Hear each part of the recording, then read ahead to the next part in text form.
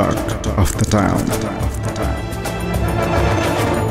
नमस्कार, कार्यक्रम talk of the टाउनमा यहाँहरूलाई हार्दिक स्वागत छ। म जगदीश खरेल। अब मुलुक चुनावमय बन्दैछ। चुनावको तयारी सरकारले पनि गरिरहेको छ र जनतामा पनि एक खालको चर्चा छ। यो सँगै भूकम्पले दिएको घाउ अझै पनि मेट्न सकेको छैन। धेरै भूकम्प प्रभावितहरू अहिले पनि पालमा नै छन्। गर्मी लाग्न सुरु भइसकेको छ। अब अर्को बर्खा आउँदैछ। यो बीचमा पनि घर केहीले त बनाएका छन्, कतिले घर बनाउनै सकेका छैनन्।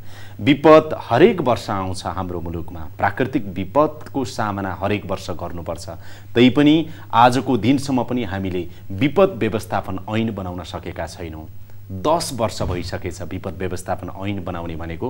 सरकारले बेला बेलामा बनेका सरकारले बेला बेलामा संसदसम्म पुर्याउँछन्। कहिले संसद विघटन हुन्छ, कहिले सरकार विघटन हुन्छ। अब कानुन बन्न सकेको छैन। फेरि पनि सरकारको तयारी विपद व्यवस्थापन विधेयक क्याबिनेट हुँदै संसदमा पुर्याउने तयारी रहेको छ भन्ने बुझिएको छ। तर त्यसमा के कति प्रगति भएको छ थाहा छैन। आजको कार्यक्रम बढी यसैमा केन्द्रित हामी गर्नेछौँ।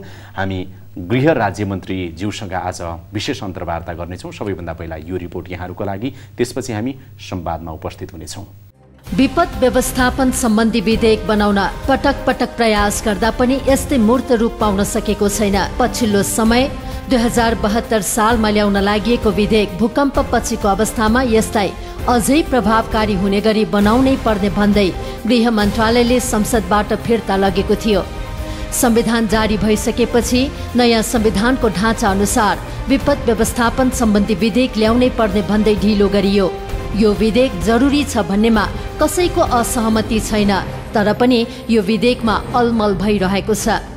विपद व्यवस्थापन विधेयकको मस्यौदा बनाउने र यसलाई संसदमा लैजाने काम गृह मन्त्रालयको हो। गत वर्ष मात्रै तत्कालीन गृहमन्त्री शक्ति बहादुर बस्नेतले विधेयकलाई छिटै संसदमा लैजाने प्रतिबद्धता जनाउनु भएको थियो।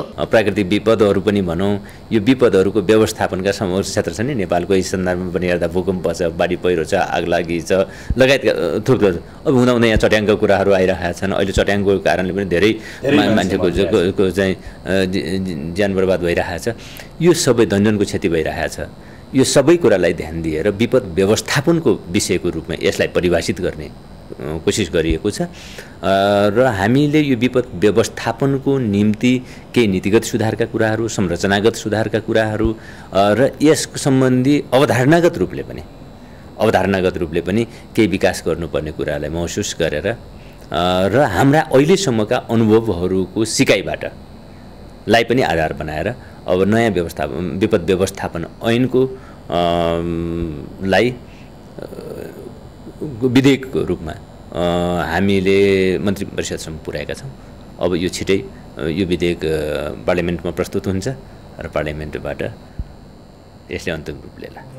पूर्व गृहमन्त्री भीम रावलले पनि यो विधेयक जरुरी रहेको प्रतिबद्धता हामीसँग जनाउनु भएको थियो। विपद व्यवस्थापनको सन्दर्भमा हाम्रो देशमा घटेका अनेक प्राकृतिक विपत्तिहरूका सब अनुभवहरूलाई पनि समेटेर अलि विस्तृत छलफल गर्नुपर्ने, बहस गर्नुपर्ने कुरा आवश्यक भएको हुनाले त्यसमा के विलम्ब भए जस्तो मात्रै भएको हो। यद्यपि हामीले त्योसँग सम्बन्धित कार्यविधिलाई मन्त्री परिषदमा भर्खरै हामीले प्रस्तुत गरिसकेका छौँ। त्यसलाई छलफल गरेर यो विपद व्यवस्थापनसँग सम्बन्धित विभिन्न निकायहरूले गर्नुपर्ने काम कसरी अगाडि बढ्छ, कसरी बढाउनुपर्छ भन्ने पनि हामीले छलफल गरिराखेका छौँ। र तपाईँले उठाउनु भएको कुरामा भने सरकारले गम्भीरतापूर्वक गृह कार्य जारी राखेको छ। यो विधेयक ल्याउनको लागि दबाब दिने निकाय संसदको राज्य व्यवस्था समिति हो।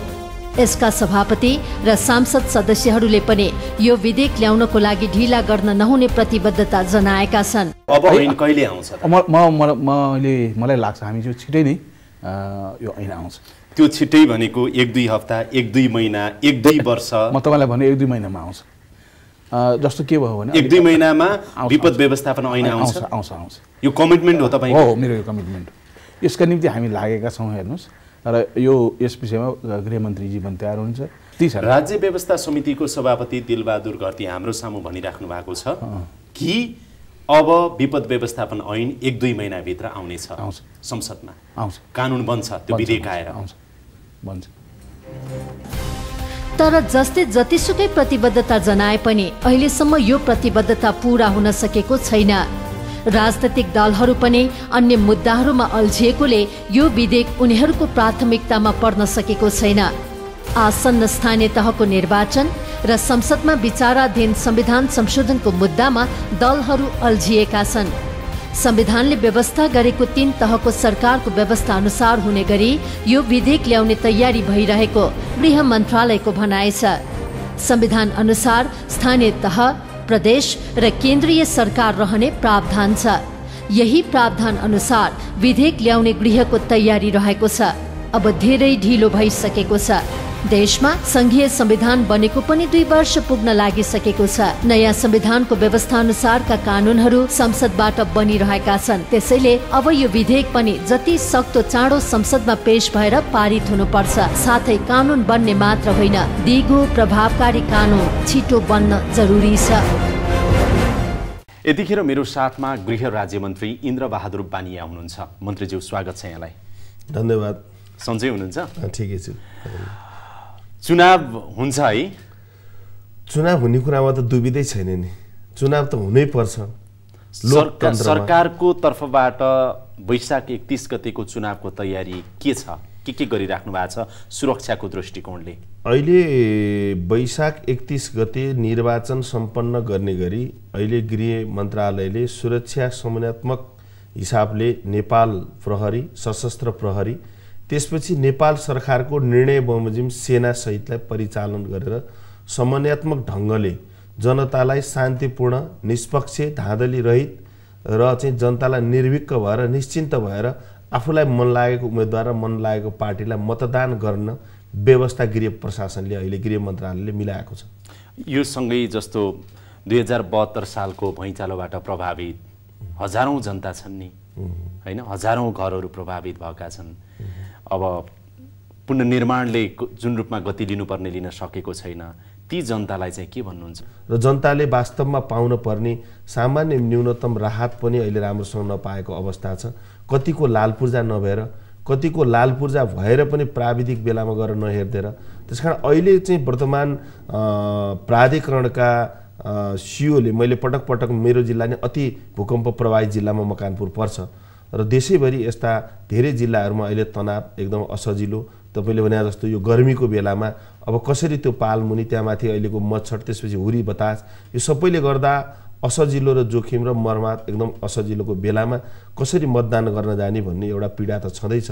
तर अहिले चाहिँ डाक्टर गोविन्द पोखरेलले यथाशीघ्र चाँडोभन्दा चाँडो लाल पूर्जा नभएकोलाई पनि 2 लाख रुपियाँ दिने र लाल पूर्जा भएको सुरक्षित बस्तीमा गएर बसोबास गर्ने मैले ल्याउँदैछु मन्त्रीज्यू भनेर मलाई अस्ति भन्नुहुन्थ्यो र मैले उहाँलाई चाहिँ एकदम आग्रह गरेको थिएँ कि सकेसम्म चाँडोभन्दा चाँडो फास्ट ट्र्याक विधिबाट कसरी हुन्छ जनताको हातमा सरल ढङ्गले पाउने व्यवस्था मिलाउनुहोस् भनेर मैले आग्रह पनि गरेको थिएँ। मुलुकमा गणतन्त्र आयो है?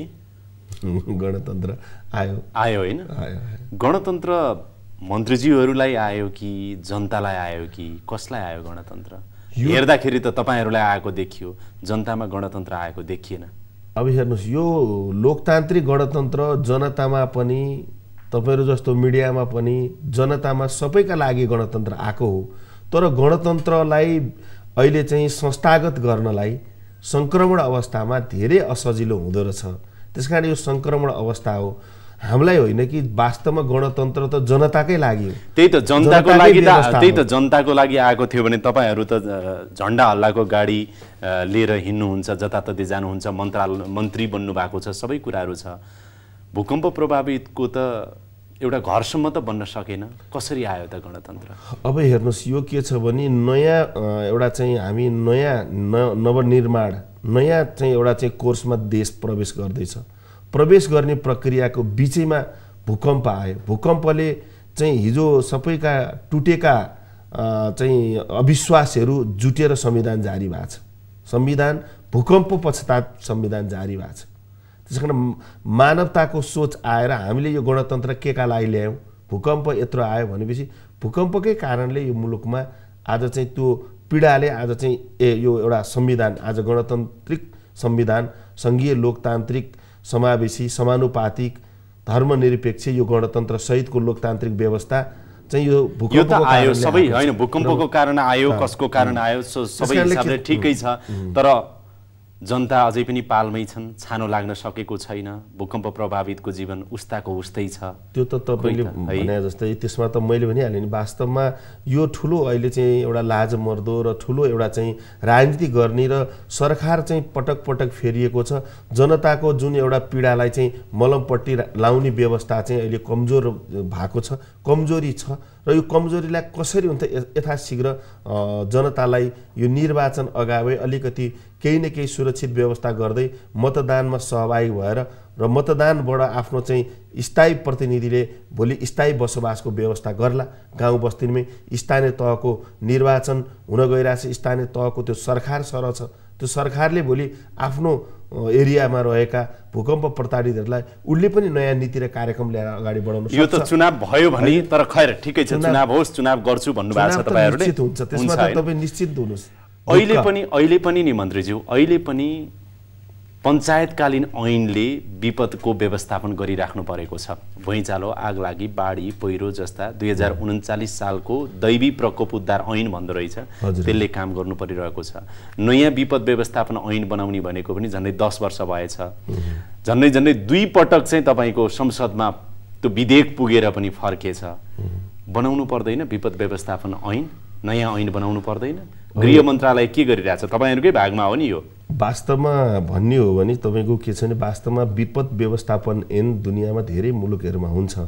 नेपालमा चाहिँ वास्तवमा अहिले यो जुन पुरानै हिसाबले जुन चलेको कुरा तपाईले भन्नुभयो, यति लामो समय कसैलाई ख्यालै भएन कि कुनै पनि बेला ठुला विपद आपद र ठुलठुला चाहिँ त्यस्तो किसिमको हुन सक्छ भन्ने चाहिँ अन्दाजै नभएको रहेछ भन्ने मैले महसुस गरेँ। किनभने नत्र यत्रो भूकम्प पछाडि अहिले तातेको छ गृह मन्त्रालयले विपद व्यवस्थापन विधेयकको रूपमा अहिले चाहिँ संसदमा चाँडोभन्दा चाँडो लिएर जाने तयारी गरिरहेको छ। र त्यसलाई किनभने यो भूकम्प पछाडि तयारी गरेको त 10 वर्ष भइसकेछ। अहिले चाहिँ अबको तयारी के हो, कहाँ पुग्यो, के हुँदैछ? अब हेर्नुहोस्, त्यसको चाहिँ ड्राफ्ट तयारी भइसकेको छ। यसलाई चाहिँ के छ भने विपद व्यवस्थापन चाहिँ अब न्यूनीकरण तथा चाहिँ के छ भने अब हामीले व्यवस्थापन विधेयकको रूपमा लगेर यसलाई ऐनको रूपमा लानु छ। यो प्रधानमन्त्रीको चाहिँ अध्यक्षतामा यो रहनेछ र त्यसको चाहिँ के छ भने एउटा अहिले ड्राफ्ट तयार भइरहेछ गृहमा। अहिले त गृहभित्रै बनिरहेछ। यो कहिले जाला? मन्त्री परिषद बैठकमा, क्याबिनेटमा यो कहिले जाला? अब एक हप्ता, 2 हप्ता, यसको ड्राफ्ट चाहिँ तपाईको चाहिँ के छ भने अब हामी 2-3 दिन भित्रमा एउटा यसलाई चाहिँ बढीमा 1 हप्तामा फाइनल गर्छौं र 1 हप्तामा फाइनल गरेपछि क्याबिनेटले निर्णय गरेर यसलाई चाहिँ विधेयकको रूपमा संसदमा लिएर जान्छ र संसदबाट तपाईको मलाई लाग्छ अब बढीमा चाहिँ अबको यो 15 दिन भित्रमा यो ऐनको रूप बनेर आउँछ। यो विधेयक जनताको बीचमा के विपदको समयमा आग लागि, अघि तपाईले भने जस्तो भोलि चाहिँ बाढी, पहिरो, आग लागि, भूकम्प, गृह राज्य मन्त्री इन्द्रबहादुर बानिया भनिराख्नु भएको छ 1-2 दिन भित्रमा गृह मन्त्रालय भित्र यो एक्सरसाइज सकिन्छ विपद व्यवस्थापन विधेयकको। त्यसपछि यो मन्त्री परिषदमा जानेछ, त्यसपछि संसदमा जानेछ र 15 दिन भित्र विपद व्यवस्थापन ऐन बन्नेछ बनेर त्यसै चाहिँ अब त्यसपछि अब यो तपाईको कमिटमेन्ट हो? एकदम मेरो कमिटमेन्ट हो, एकदम। यसमा दुई मत छैन। यस्तो धेरै मन्त्रीहरूले कमिटमेन्ट पहिला पनि गरे, कुरा धेर गरे, प्रतिबद्धता धेर गरे, कार्यान्वयन भएन। तपाईको चाहिँ के हुन्छ? अब यस्तो छ, हेर्नुहोस्, प्रतिबद्धता सबैले गर्छौँ भनेर गर्छन्। अब कतिले गर्दा गर्दै गर्न भ्याउँदैनन्। मैले चाहिँ भ्याउने अवस्थामा पुगे तपाईँलाई भनेको छु। त्यसकारण भ्याइन्छ, गरिन्छ, हुन्छ। ढुक्क भयो हुन्छ, एकदम ढुक्क भयो हुन्छ, जनता ढुक्क भयो हुन्छ। तपाईको मिडिया मार्फत र तपाईँ पनि ढुक्क हुनुपर्छ, ढुक्क भयो हुन्छ। अब यो ऐन त ल्याउँदै हुनुहुन्छ, यो ऐनभित्र चाहिँ जस्तो अलिकति कुरा आएको छ कि जस्तो अब प्रधानमन्त्री सबभन्दा माथि रहने, त्यसपछि विभिन्न मन्त्रालयहरूलाई विभिन्न खालको जिम्मेवारी होला। जस्तो अब स्थानीय विकास मन्त्रालयलाई एक खालको होला, शहरी विकासलाई एक खालको होला, गृह मन्त्रालयलाई अलिकति उद्धार र राहतमा केन्द्रित जिम्मेवारी होला। यो सबै हिसाबले होला।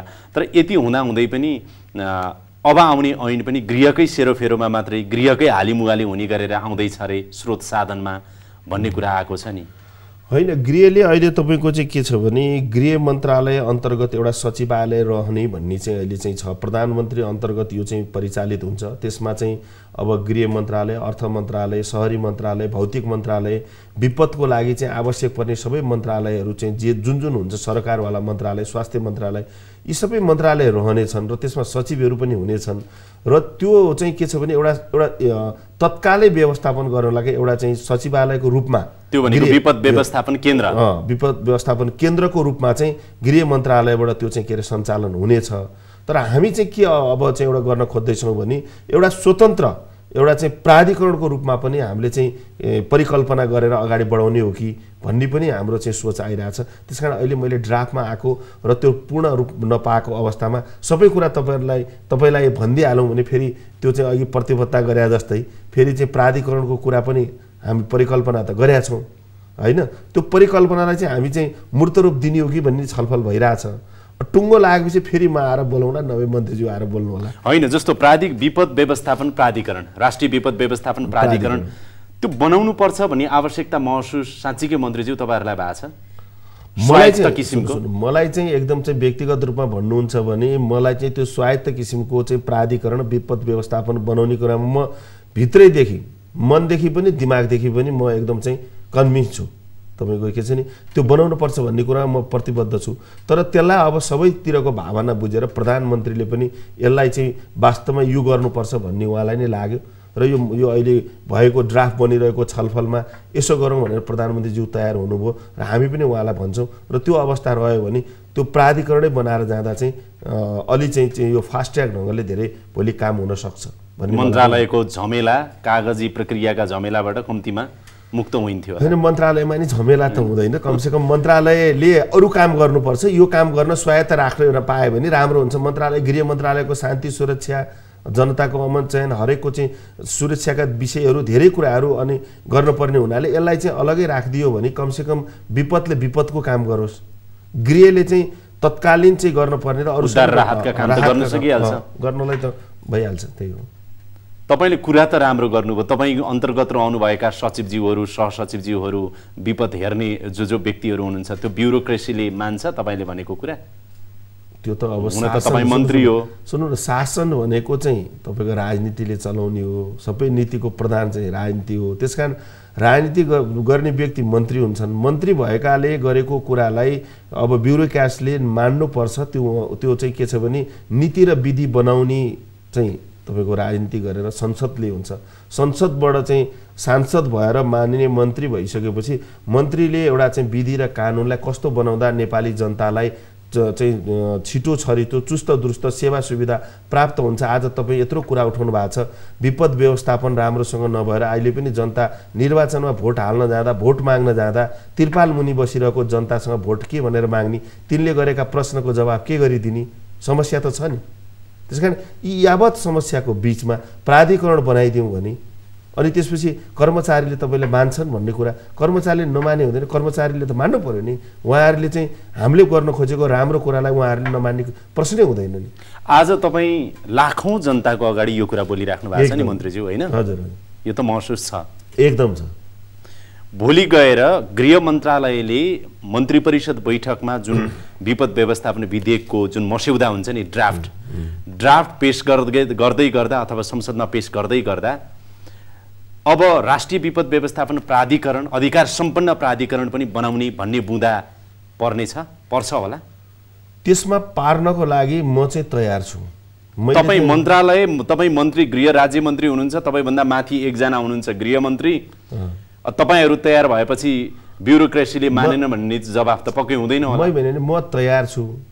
मन्त्रीज्यूलाई पनि तपाईँले बोलाएर कुनै दिन सोध्नुलाई मलाई लाग्छ उहाँ पनि तयार हुनुहुन्छ भन्ने मलाई विश्वास छ। अनि तपाईँले पनि त उहाँलाई तयार गर्न सक्नुहुन्छ? तयार म त भनिहाल्छु नि, म त भनिहाल्छु र वास्तवमा त्यो बनाउनु पनि आवश्यक छ। होइन, फेरि कानुन बनाउने त गृह मन्त्रालयले होइन, तपाईँ आफै सांसद हुनुहुन्छ, तपाईँ आफू सरकारमा पनि हुनुहुन्छ, व्यवस्थापिकामा नि हुनुहुन्छ तपाईँ र कार्यपालिकामा पनि हुनुहुन्छ। भोलि गएर संसदको राज्य व्यवस्था समितिमा त्यसमा छलफल होला अथवा संसदभित्र सांसदको रूपमा व्यवस्थापिकाले यो कानुन बनाउने हो। एउटा सांसदको रूपमा र सरकारको रूपमा प्राधिकरण बनाउन गृह राज्य मन्त्री इन्द्रबहादुर बानिया प्रतिबद्ध छ। प्रतिबद्ध हुनुहुन्छ? प्रतिबद्ध छु। अनि यो चाहिँ सिंहदरबार केन्द्रित कानुन बन्दैछ कि अब अहिले त गाउँपालिका नगरपालिका 744 भन्दा 744 नै भनौँ न गाउँपालिका नगरपालिकाहरू बनेका छन्।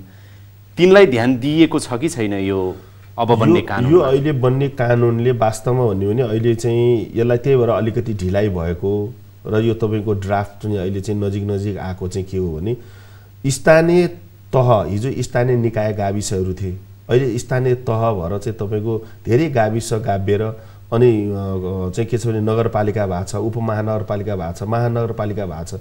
त्यो अवस्थामा अहिले चाहिँ के छ भने स्थानीय तहको सरकारसँग पनि भोलि चाहिँ मेल खाने गरी र त्योसँग काम गर्दाखेरि काहीँ कानुन नबाजिने गरी र त्यसलाई पनि सहयोगी हुने गरी यो अहिलेको ऐन आउँदैछ। भोलि फेरि तत्कालै अर्को बनाउन नपरोस् भनेर एकदम। जस्तो तपाईँको मकवानपुर क्षेत्र नम्बर 1 हो?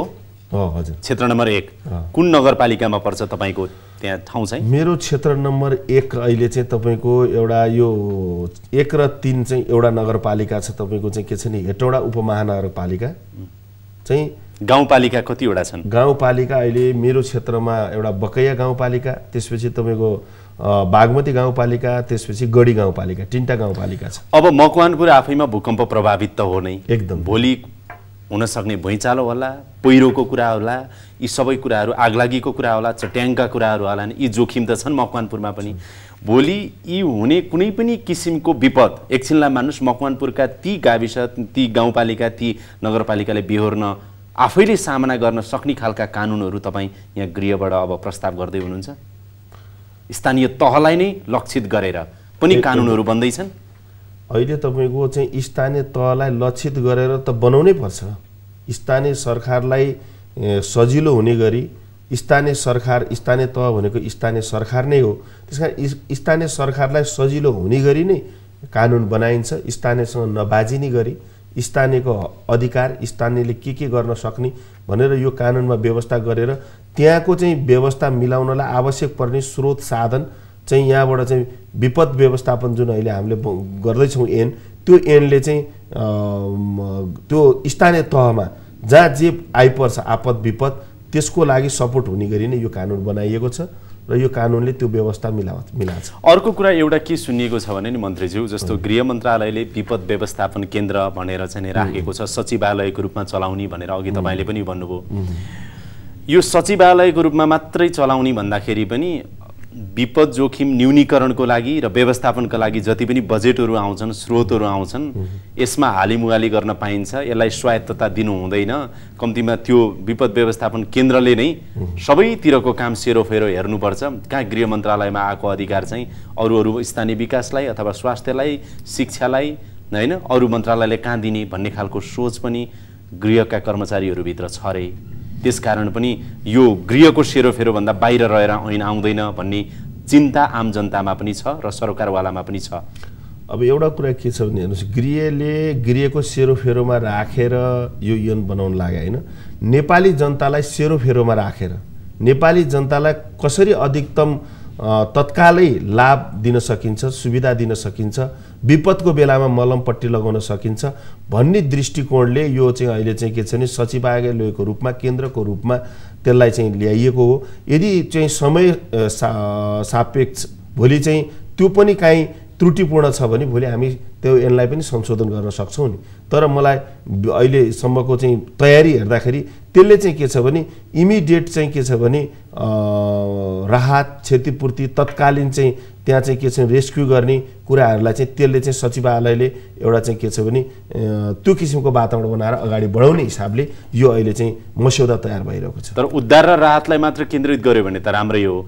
तर अब गृहले पनि पूर्व तयारीका कुरा पनि, पुनर्स्थापनाका कुरा पनि, पुनर्निर्माणसम्मको कुरा नि मेरै सेरोफेरोभित्रै हेरिनुपर्छ, अरू मन्त्रालयले म अन्तर्गत रहेर नै काम गर्नुपर्छ भन्यो भने त गलत हुन्छ नि। त्यस्तो किसिमले ड्राफ्ट आएको छैन, त्यस्तो किसिमले ड्राफ्ट आएको छैन। समयानुत्मक ढङ्गले कार्य गर्ने गरी तपाईँले भने जसै गरी जे तरिका जुन कुरामा जो चाहिँ मन्त्रालयले हेरेको छ, बनाउने कुरा भौतिकको होला, सहरीले गर्ने कुरा होला, कति स्थानीयले गर्ने कुरा होला, तर शिक्षा स्वास्थ्य, त्यसमा स्वास्थ्यले गर्ने कुरा छ, शिक्षाले गर्ने कुरा छ, त्यो चाहिँ समन्वयात्मक ढङ्गले काम हुन्छ। तर तत्कालीन तपाईँले भनेको चाहिँ उद्धारका कुरा, तत्कालीन गर्नुपर्ने कुरा, मानवताको हिसाबले गर्नुपर्ने कुरा चाहिँ गृहले हेर्छ एकदम। आज तपाईँले 3टा महत्त्वपूर्ण कुरा भन्नुभयो। एउटा कुरा चाहिँ 15 दिनभित्रमा संसदमा विपद व्यवस्थापन विधेयक जानेछ र कानुन बन्नेछ, होइन त? एकदम। र दोस्रो कुरा तपाईँले के भन्नुभयो भने क्याबिनेटमा विपद व्यवस्थापन विधेयक गृह मन्त्रालयले लाँदैछ र त्यो संसदमा जाँदैछ, जहाँ चाहिँ अब राष्ट्रिय विपद व्यवस्थापन प्राधिकरण अधिकार सम्पन्न प्राधिकरणको परिकल्पना सहितको ड्राफ्ट जानेछ, त्यही भन्नुभयो होइन मन्त्रीज्यू? र जति सक्दो छिटो हामी यो कानुन बनाउँदैछौँ र 10 वर्षदेखि हुन नसकेको काम अब आउँदैछ भन्नुभयो तपाईँ। एकदम एकदम। यो कुरा म लिखित लिन चाहन्छु यहाँको, लिखित रूपमा, है त? हुन्छ, एकदम।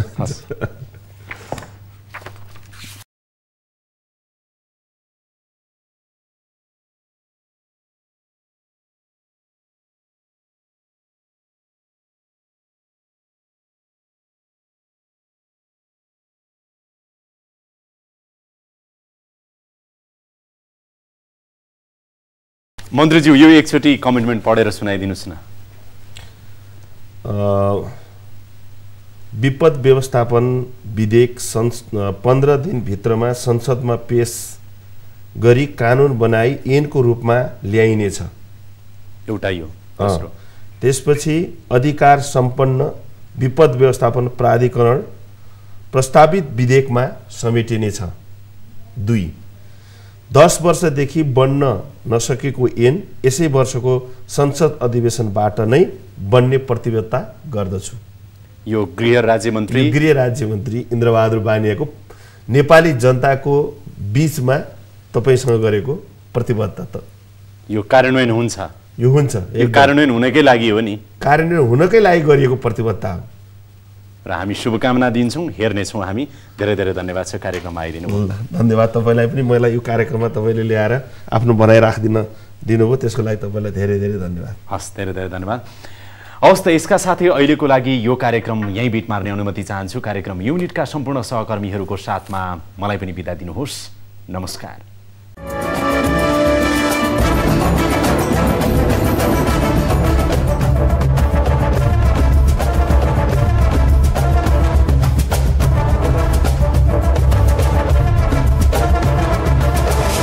Talk of the Town.